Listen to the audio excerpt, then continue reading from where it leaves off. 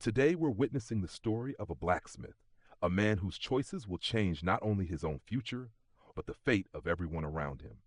Let me break it down.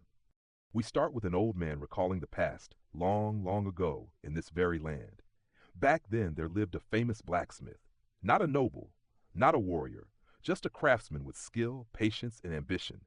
He owned a humble shop selling handcrafted ironware, weapons, armor, tools, each forged with care and precision. And then fate intervened. One day he struck gold, landing a massive deal with the Cairo kingdom itself. At the time, the world was trapped in an endless war. But for him, this chaos was opportunity. His equipment flooded the battlefield, his name spread, and his status rose faster than anyone could have imagined. When the war finally ended, the kingdom rewarded him handsomely. That once humble blacksmith granted the title of Baron, from forging iron to ruling land. And just like that, he became the lord of this territory, the father of young Master Roman. And this is where the real story begins. A few hours earlier, something feels off. Roman wakes up with questions that don't make sense, questions no one expects him to ask. So you're telling me I'm the eldest son of the Dmitri family? That this is the kingdom of Cairo on the Salamander continent? And that a world called Murim doesn't even exist? The servants hesitate. Their expressions shift. Uncertainty creeps in. There's only one answer. Yes. And that's when it becomes clear. Something is wrong. Roman was never known for being sharp. The servants' thoughts drift elsewhere.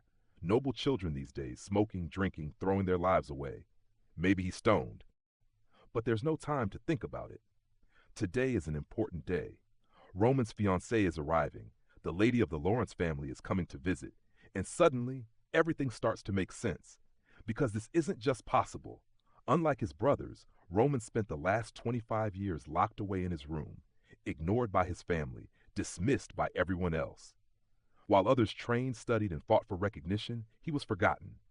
And that's why this house gave him a name, not a title, not respect, but ridicule. They call him the moron of Dmitri. The servant tries to explain that the lady of the Lawrence family values elegance, preparation, and proper manners. He insists that everything must be arranged perfectly before her arrival. But the protagonist dismisses him. To him, there is something far more important right now. We see the protagonist walking across the royal red carpet, his steps calm and deliberate. He ignores everything the servant is saying and instead demands to meet the oldest person in the territory. What truly matters is understanding the kind of world he has been reborn into, the rules, the people, and the reality he must now live with. The servant freezes. Confused, he struggles to process the young master's words.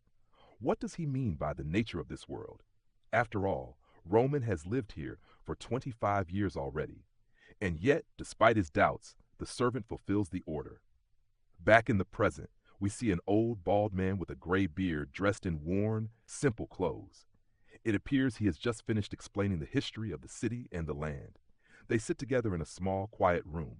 The protagonist listens calmly, his posture relaxed, his expression unreadable. When the explanation ends, he thanks the old man sincerely, promising to reward him generously for his help. As the old man leaves, the protagonist falls into thought. Roman Dmitri. That is the name he has been given in this world. And then we see the true identity hidden beneath this body. His real name is Baekjongyuk, the heavenly demon. Once he lived in the world of Murim, a life filled with blood, strength, and absolute power. He fought fiercely, achieved everything he sought, and accepted death without regret. Yet for reasons unknown, he awakens once more, inside the body of Roman Dmitri,